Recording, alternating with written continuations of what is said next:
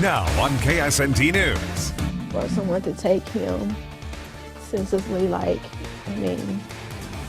he didn't deserve it. Dwane deserves justice. A deadly shooting leaves a family desperate for answers and police on the search for more information. Now tonight, some people in the community say they're concerned. Yeah, it's definitely scary having it right out your front door. The new details we're gathering from the victim's family and the role that you can play in finding the shooter. Plus, why the Kansas Attorney General is turning to hotel workers to help stop human trafficking. Good evening to you. Thank you for joining us tonight. I'm Jace Mills. Tonight we're finding out more details about a phone call made to a Washburn football player's father right before he died. My heart just dropped and I just hopped up out of bed. I was scared. And police say they found junior defensive back Dwane Simmons dead in the street early yesterday morning. He was with former Ichabod Corey Ballantyne, who was just drafted by the New York Giants just hours before someone opened fire at the two men. Police say the shooting happened near Huntoon and Washburn Avenue. Officers now have some vehicles from the scene in their possession, but investigators need any other information that you might have. We begin with live team coverage tonight. KSNT News reporter Dan Garrett talks with people who live nearby about what they saw and heard that morning. And Sully Engels is talking with the Washburn coach about how the team is moving forward. But first, Kelly Saberi tells us one account of what may have led to that shooting. Kelly.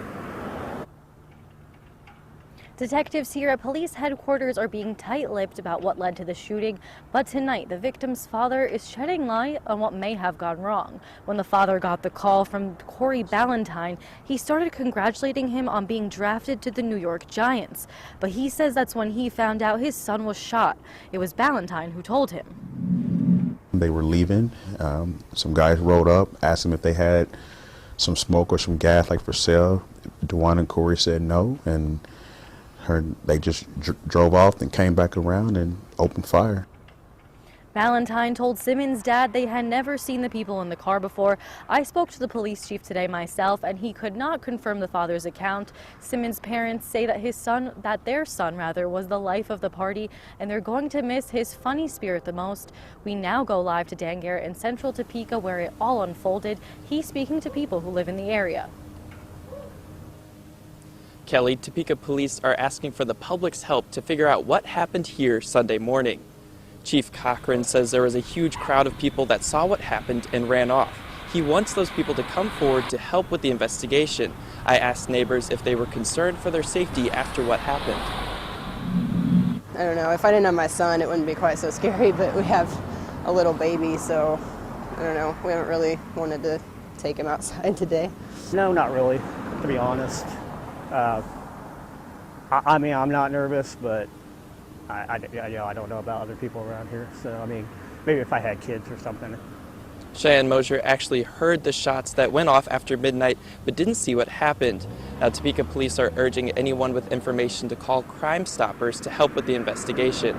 Live in Central Topeka, Dan Garrett, KSNT News. All right, Dan, thank you. And for the first time, we're hearing from Corey Ballantyne himself about the tragedy early Sunday morning. Sports reporter Sully Engels joins us in the studio now. Sully, what is Corey saying? Well, it's been a whirlwind 48 hours for Ballantyne. Today he sent out a tweet remembering his close friend. In the tweet, he took to social media to eulogize one of his closest friends. Thank you for being a brother to me and letting me experience your life. Ballantyne is on the road to recovery, both physically and mentally, and Washburn Athletics is doing everything they can to support him. When I spoke with football coach Craig Sherg yesterday, he emphasized the entire department's resiliency.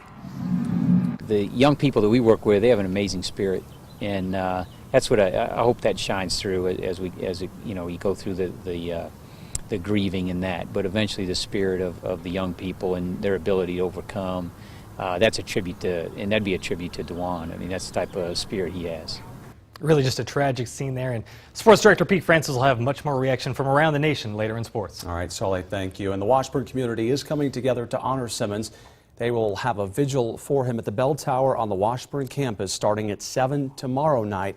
If the weather prevents the vigil from being outside, it'll be held at the school union, and anyone is welcome to attend that. Now, Chief Cochran says the vigil will give people a chance to speak up about anything they may have saw the night that Simmons was killed. You can also come forward anonymously by using Shawnee County Crime Stoppers. We have the phone number for that at ksnt.com.